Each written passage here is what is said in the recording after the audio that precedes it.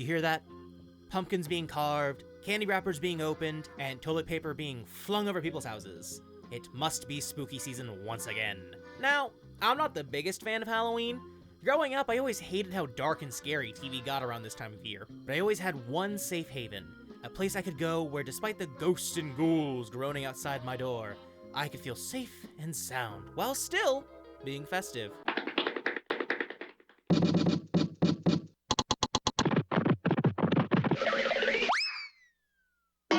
Cartoon Network. Many of its shows had pretty tame Halloween specials, and the original TV movies like Scary Godmother and Casper were way more fun than frightening. Sure, Disney had Halloween Town and Hocus Pocus, but Cartoon Network had a trump card, an ace up its sleeve so powerful, it instantly wins any card game. The unstoppable Exodia! I've assembled all 5 special cards. Hey, Codig? Codig, where are you? Over here! Scooby-Doo is the king of Spoopy Month, for me and many others. With a mountain of shows and movies, you can spend the entire month binging and still have plenty left over. Not that Scooby-Doo is a Halloween exclusive or anything. No matter the season, no matter the holiday, Scooby-Doo is a treasure year-round. Now, we already talked about many of the Scooby-Doo shows on our Cartoon Network podcast, but I think the Scooby-Doo movies are really where the franchise shines. While Mystery Incorporated is one of the franchise's highest points, it's hard to beat a simple, self-contained mystery that's over in just over an hour. If you're trying to get someone into the franchise, you don't show them the shows, you show them the movies. And we're here today to highlight the best of the bunch. There are 48 Scooby-Doo movies as of the recording of this video. Aron and I went through 48 through 11 on a separate video, and while there were a few highs, many mids, and a few terrible lows, this video is nothing but the best the franchise has to offer. According to us. We ranked the movies using Jello Apocalypse's movie scorecard, linked below, and averaged mine and Aron's scores to give each film an overall rating. According to the Scooby-Doo grading curve, Scooby-Doo follows a formula and not everyone cares for it. A lot of the films stand out because of a gimmick unique to it, whether that be animation, creative writing choices, or ditching the formula entirely. While the movies in this top 10 may not get the uninitiated or the uninterested into the franchise, we believe these are a must-see for anyone who already knows and loves these meddling kids and their dumb dog. And if it isn't obvious, we'll be spoiling all the movies in this video. I mean, it's Scooby-Doo. They're all basically the same. It's a capitalist in a mask. But for those who care about this sort of thing, here's your warning. Blowout Beach, here we come.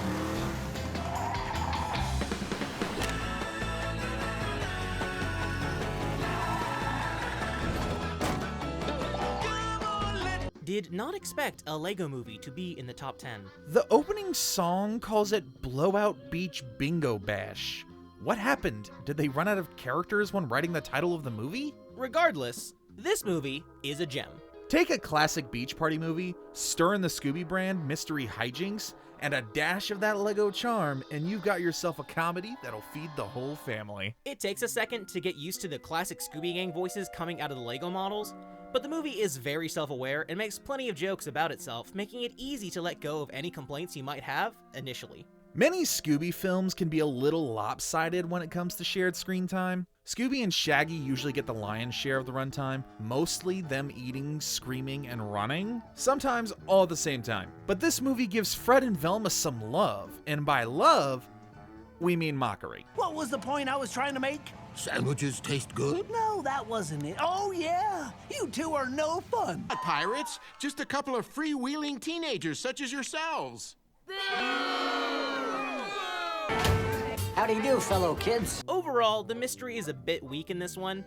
Velma points out in the mystery wrap-up that they figured out that there were 2 sets of ghosts because one of the pairs was faster than the others, and I don't think that's fair for the audience. A really good mystery is one where if the audience is paying attention, they have a fair shot of figuring out the answer before it's revealed. It's fine if we get a clue, but don't realize it's a clue till later, like with the cops using the bricks from the roller coaster to make furniture.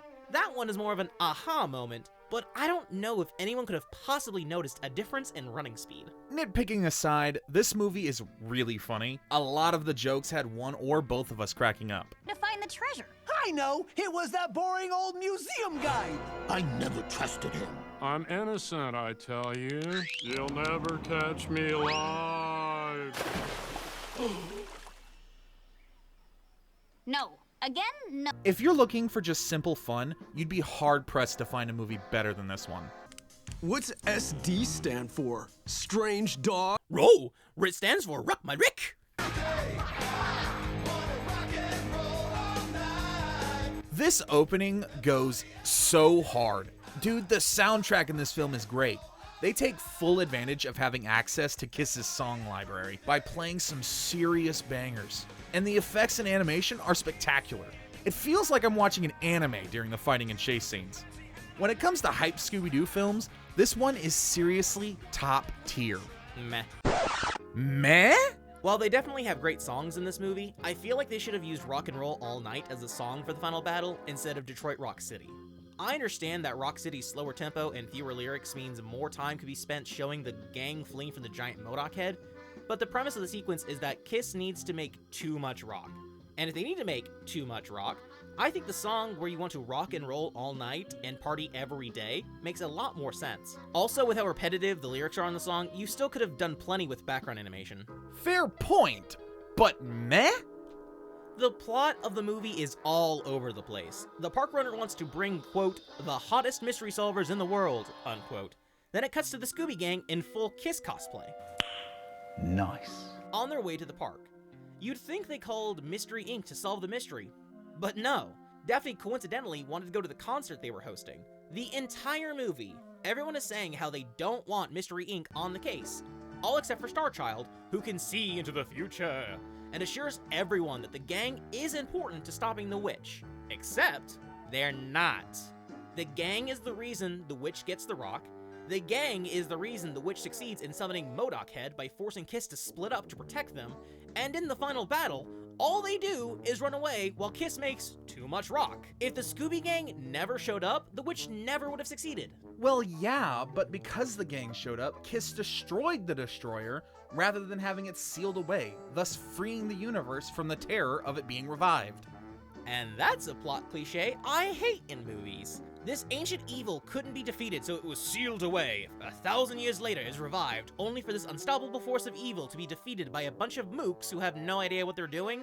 Starchild keeps going on and on about how the gang is necessary, and there's a joke earlier in the film about how Fred doesn't like Kiss and prefers this group called the Ascot Five. Later, it's explained that the ancient Kissarian, however you pronounce that, warriors used music crystals to seal away MODOK Head and turn the crystals into the Rock of Kissaria. I thought Fred was going to add his Ascot 5 disc to the rock to give it more musical power to defeat MODOK Head, thus making the gang necessary. But no, the gang doesn't do anything. I think Starchild had his magic eye on something else. Leave you with a kiss.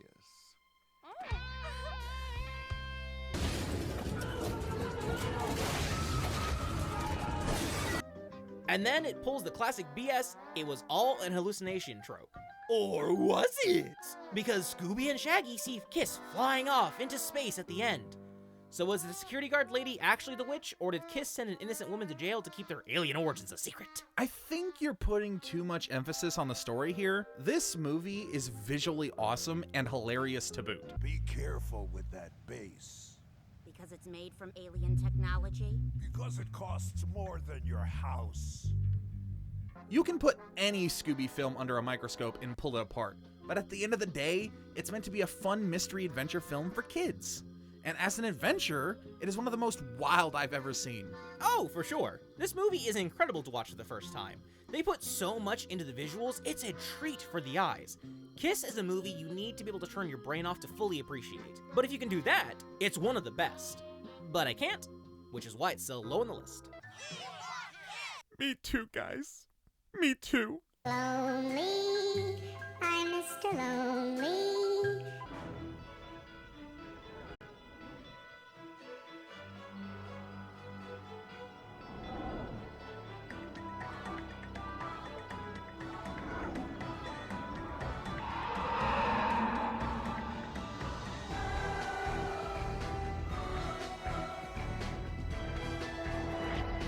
What's that sound? Oh, that's just Scooby-Doo fans rioting over the fact that a live-action Scooby film made it into the top 10. Well, fuck those people. We like this movie. I'm sure it'll be a shock to people, especially after the paddling I just gave to Kiss. But I have very little negative to say about this movie. I said in the other video that Scooby-Doo 1 was a movie about the gang going through character arcs, and as a result, becoming the characters we're all familiar with. Ish. All except Scooby and Shaggy, who had no character arcs, because they were already perfect representations of the source material. In this film, we get to see Shaggy and Scooby go through an arc. They've always known they were cowards and screw-ups. Oftentimes their bumbling is what ultimately catches the bad guy. But when they screw up at the very beginning of the movie and hear not only the news, but the rest of the gang call them failures, they vow to be better. It can be kind of annoying watching Shaggy and Scooby refuse to participate in the mystery. Older movies and shows make you wonder why Shaggy and Scooby are even in Mystery Inc. with how much they hate ghosts. But in this one, despite the fact that they're scared, they launch headfirst into the mystery, even knowing that they're real monsters, not just men in masks. All to prove to the gang and themselves that they belong. Also, I just love how you can tell that Scooby and Shaggy are best friends in this one. We all know the classic joke. Shaggy goes to eat something and then Scooby snakes it from him and eats it without remorse, oftentimes laughing after Shaggy calls him out on it. Honestly, Scooby can be kind of a jackass in the older works. But here, these two are ride or die best bros and I love it. You could make the argument that some of the jokes are inappropriate.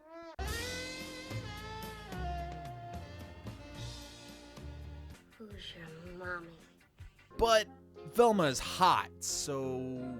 Part of this could be nostalgia. I watched this movie a lot when I was young, but I think it has a solid mystery, good humor, better emotion, and is all around a grand Scooby adventure. This is tied for the most terrifying day of my life. I was what? Every other freaking day of my life.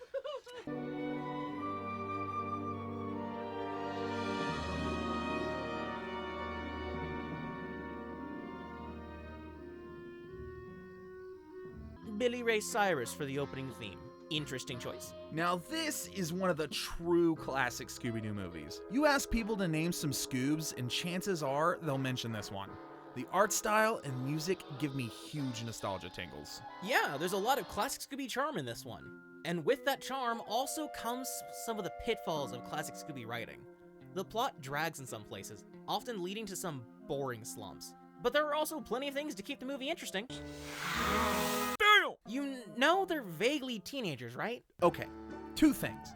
One, I wasn't even born yet when this movie came out, so technically they are older than I am. Two, this is the immediate follow-up film to Zombie Island, where the gang are all clearly adults with jobs. Shaggy hits on the Hex Girls in this movie, which means they're equivalent ages. I can't say for sure about their other appearances, but they're fair game in this movie. Drink me, mommy. Okay. It is when the Hex Girls show up where the movie actually starts to get interesting. Before that, it's kinda boring. Tim Curry doesn't get to really flex his talents until he gets the Witch's Book 40 minutes into the film, and even then, the finale drags itself out. Gee, Aaron, really making a case for the entry here. I gotta be fair. This movie is a series of peaks and valleys. Something interesting happens, then some boring bits. Something interesting happens, then some boring bits. The witch's ghost shows herself to be a huge threat with a display of her magic power, but then struggles to contain 4 normal people and a dog. How about for a whole box of Scooby snacks? Like, Velma, I don't know if you've been paying attention, but that's a real freaking ghost witch. You see those trees over there? They used to be alive. I can't deny that the movie is padded. You could cut 10 or 15 minutes off the movie and it would be better for it. But other than those trimmable minutes, this movie is great. Real? Wait. Wait, what did Scooby say? Real? Wait. You did what? If you wanna win, you gotta play that game of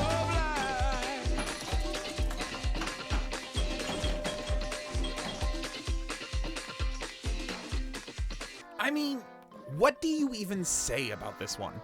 For anyone who's never seen Courage the Cowardly Dog, it's a weird freaking show, man. Return the slab, or suffer my curse. When I was a kid, this show would give me nightmares. I know I went to bat for Billy and Mandy in our Cartoon Network podcast, but I struggled to watch Courage. Which is a shame, because had I watched it, I would have been able to appreciate the metric butt ton of references to the show in this movie. This movie has a perfect blend of the two shows.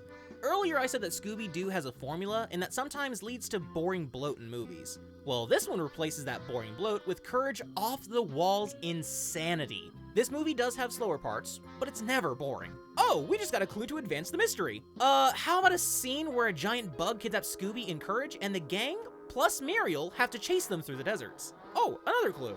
How about a full AMV of Eustace rapping? Out of nowhere. Out of nowhere. All I hear is ching-ching when the doorbell rings. Walking on air.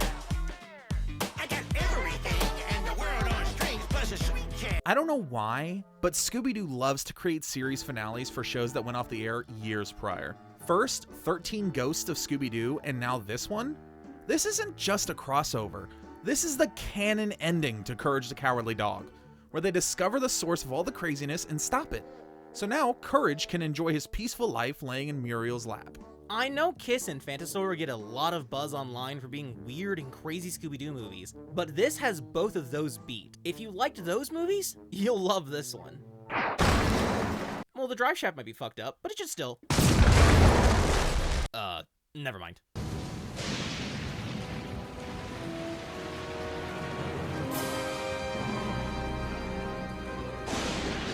This is bar none my favorite Scooby-Doo movie. I watched this endlessly on VHS as a kid. I gave this movie a 10 and I meant it. Since this movie released, there has been a new Scooby-Doo film every year, and that would not be the case if this movie wasn't amazing. I think the movie's fine. I will cut you.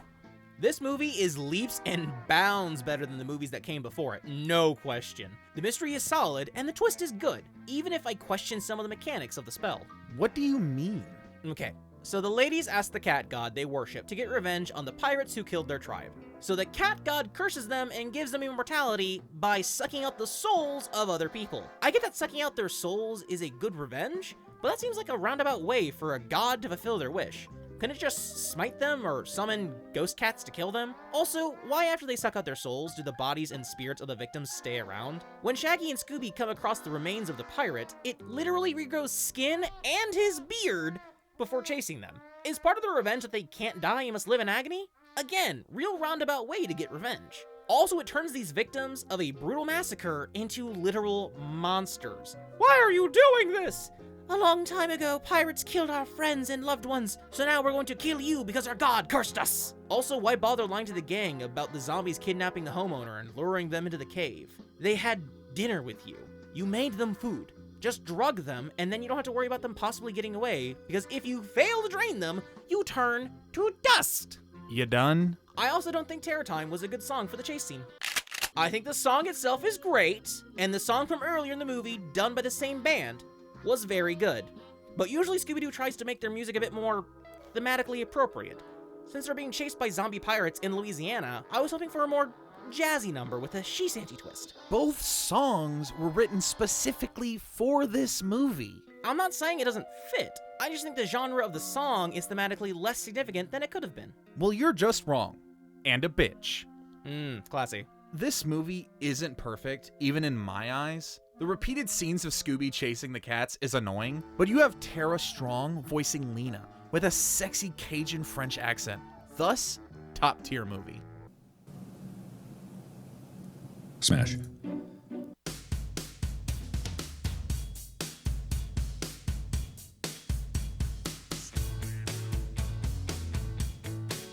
Why is Windsor a clone of Velma? The plot doesn't change if you make him a regular dude. Are they trying to imply that Velma is so self-centered that the only person she could fall in love with is herself? This movie is probably most well known for being the origin of Ultra Instinct Shaggy, but that's not the only thing in its favor. Along with Shaggy beating up a biker gang, we also have motorcycle races, not one, but 3 separate dinosaur chase scenes, and a fight scene between bikers and dinosaurs? If there's one thing I can't stand, it's ghost dinosaurs! Come on! Yeah! This movie pulls no punches when it comes to action.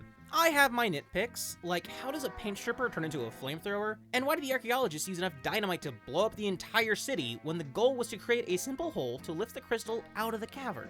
But honestly, you'd have to be a real stick in the mud to let those things ruin this movie for you. Excitement was definitely the goal for the writers in this one. The mystery feels secondary while more time is spent on Shaggy's hypnotic bouts of bravery and Velma's awkward romance, but I'd say the twists this movie has are decent at keeping the mystery alive. It's really hard to say more about this film. It's just a fun movie with some quirks. Enough said, I guess. Get over here, man!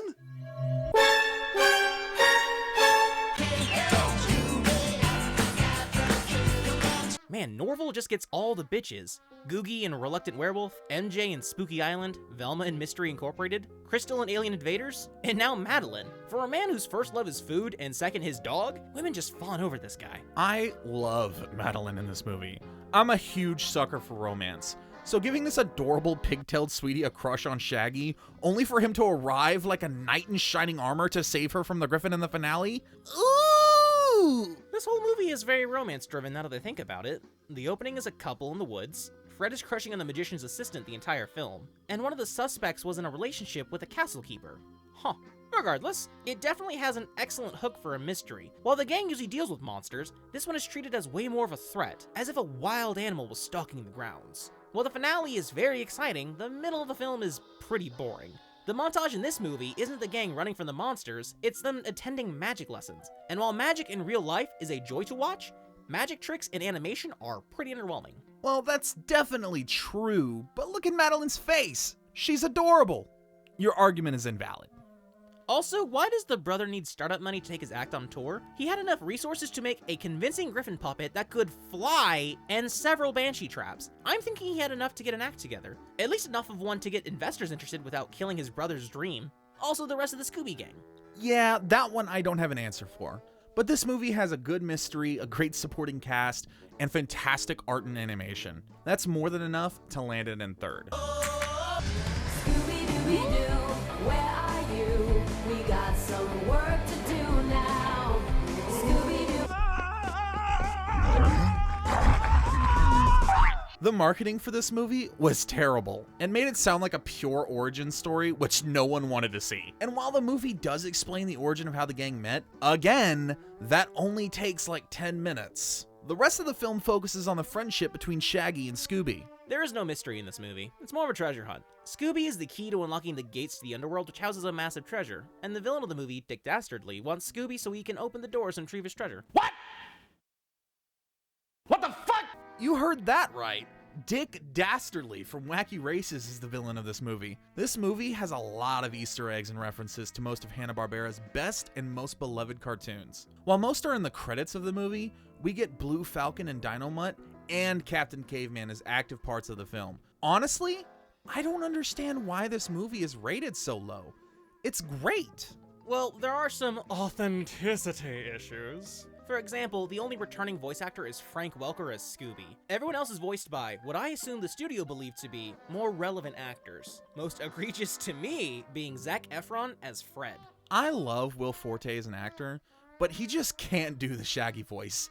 Long scenes of him talking as the character can get kind of annoying to me. There are also issues with the portrayals of Blue Falcon and Captain Caveman, but honestly, I think they were funny. They allowed the movie to stand out from other Scooby films and paid homage to an era of Warner Brothers animation that normally it's ignored, save for Scooby itself. So what if it's not accurate to the original? When was the last time you heard someone bring up Jabberjaws or Space Ghost?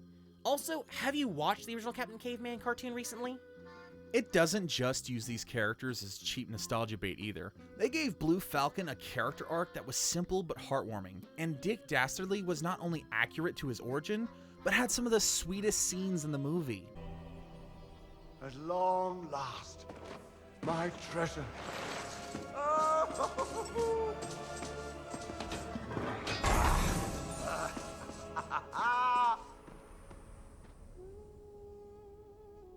no.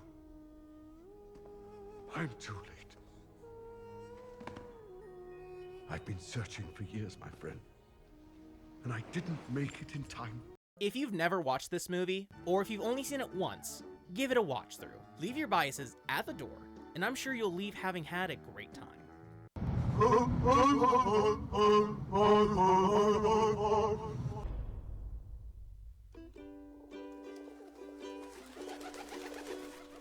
Scooby-Doo, this is new. God damn, this movie is beautiful. We were not expecting the second to last movie we watched to be this phenomenal. Just to give insight, the last movies we watched were Scoob, Daphne and Velma, Trick or Treat, and Crypto. And that last one is only because we had to delay the making of this video by a year. This film was not just a surprise, but an absolute treat. Boo! While its art and animation may be jarring at first, you'll quickly realize that there has never been a Scooby movie this fluid and expressive. Our biggest shock was that Crypto didn't keep this art style, as it's one of the best things about this movie. Every frame is lovingly drawn to give each character loads of, well, character. Especially one. Happy Halloween. I'm Coco Diablo. There's a little bit of self-commentary in this movie. Scooby-Doo loves referencing itself, especially the original 1960s cartoon. One of the running jokes is that Daphne is trying to find something to do, because in the original, she didn't really do anything, which hasn't actually been a thing for a while. Daphne has been well utilized in a lot of media over the years. Usually if there's someone who needs to throw hands, it's Daphne. But in this one, she's desperate to find something to do, only for her to admit to Fred that she thinks she should be the leader, to which Fred responds with, Daphne, you've always been the leader of Mystery Inc. Wait, seriously? You remain calm under pressure. You're the person that everyone turns to for advice, and you make it all look effortless. That's what a true leader does. Inspires others to do their best and leads by example. I have a much more important and prestigious duty of driving the van. funny joke, but you can't have it both ways, movie. But honestly, that's the only complaint we have about the movie. This is a legitimate mystery with clues, false leads, and an honest Scoob chase montage. We left this movie wanting more, and that's a claim few other Scooby films can boast.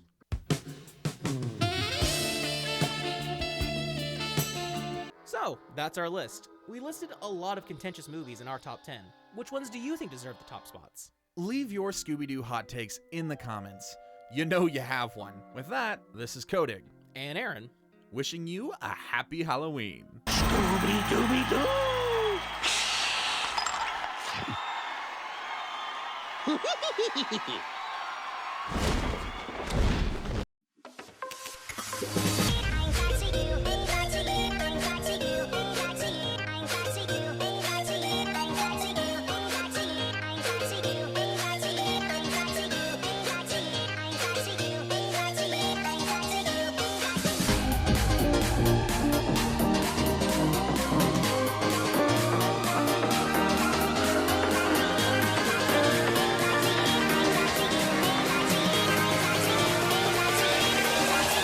Cracky.